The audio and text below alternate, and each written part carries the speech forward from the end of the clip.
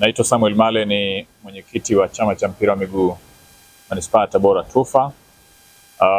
Leo tuko hapa kwa ajili ya mkutano mkuu wa kawaida wa mwaka, ambapo kwenye taratibu zetu kuna mambo mawili lazima ukiwa kama kiongozi uyafanye.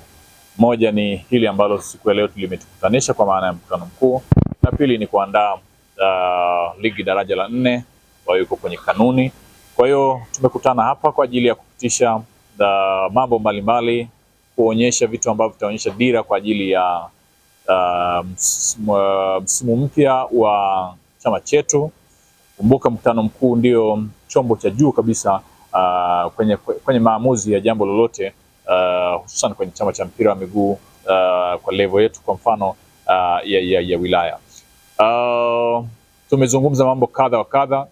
Jambo mojawapo ambalo tumelizungumza leo ni kuanza baada ya taarifa ya leo kuanza soon TUFA Cup, ambayo ni ligi ambayo tunatarajia kuanza ndani ya mwezi huu, lakini pia tumepitisha mashindano mengine ambayo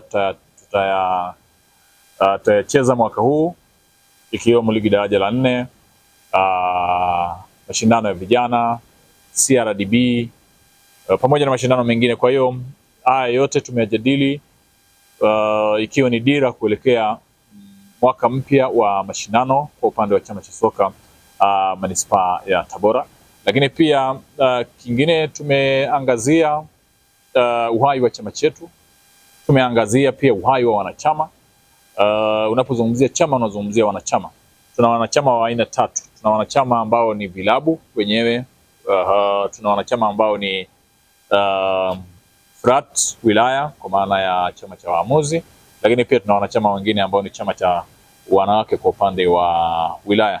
Kwa hiyo haya yote tumezungumza, lengo likiwa ni kuangalia namna gani tunahakikisha chama chetu kinapiga hatua, namna gani tunahakikisha kwamba tunakuwa na chama ambayo ni active kupitia wanachama wake, lakini pia hata sisi kwa maana ya kamati tendaji tumejitathmini namna gani ya kuhakikisha kwamba tuna move forward, kila kitu kiweze kwenda vizuri.